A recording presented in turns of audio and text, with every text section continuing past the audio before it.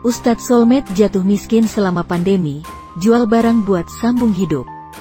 Ustadz Solmed jatuh miskin hingga jual barang-barang untuk menyambung hidup. Ustadz Solmed bangkrut dan tidak punya uang. Ustadz Solmed mengaku mengalami masalah ekonomi selama menjalani masa pandemi COVID-19 pada tengah tahun 2020 lalu.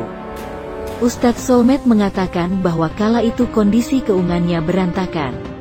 Ditambah Ustadz Solmed tertimpa musibah, sang ibu sakit dan membutuhkan biaya.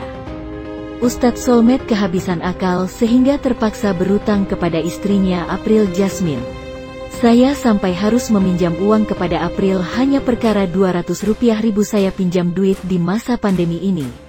Saya pinjam uang Rp500.000 hanya untuk biaya berobat ibu saya, yang saya tidak punya lagi tabungan saat pandemi ini, kata Ustadz Solmed saat hadir di acara bertema Islami di salah satu stasiun TV. Ustadz Solmed mengaku bersyukur memiliki istri seperti April. Bahkan saat ibunya sakit, April mau membantunya meminjamkan uang. Sebagai seorang suami, Ustadz Solmed mengaku awalnya tidak percaya diri untuk meminjam uang kepada istri. Namun apa yang ia terima dari April justru melebihi perkiraannya. Andai saat itu April ketika saya minta mengatakan, saya nggak punya uang, saya tidak punya kuasa apa-apa untuk memaksanya.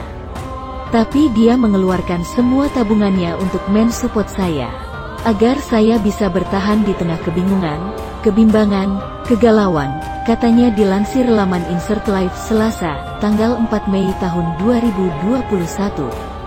Alhasil, perjuangannya melewati masa sulit pun berbuah manis. Meski sempat menjual beberapa barang berharga demi bertahan hidup, Ustadz Solmed kini mendapatkan rezeki yang setimpal. Bisa jadi karena doa orang tua, doa kami, doa kita semua. Saya dipertemukan dengan Syekh KH Malik, yang kemudian alhamdulillah dengan izin Allah SWT, kami bangkit, kami semangat, tuturnya. Ustadz Solmed mengaku dirinya sepanjang 1 tahun belakangan hidup dengan menjual beberapa aset untuk menyambung hidup.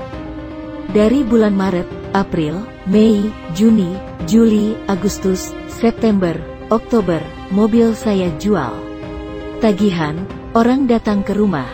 Saya pergi hanya mencari untuk makan, sambungnya. Ia juga mengungkap salah satu hal yang tidak banyak diketahui oleh orang lain. Setelah kondisi keuangannya hancur berantakan, ia berusaha mencari penghasilan dengan berjualan ke sana-sini mengunjungi teman-temannya. Saya jual face shield, saya jual sarung, saya bawa dagangan pakaian bekas saya. Tidak ada yang tahu mungkin satu Indonesia.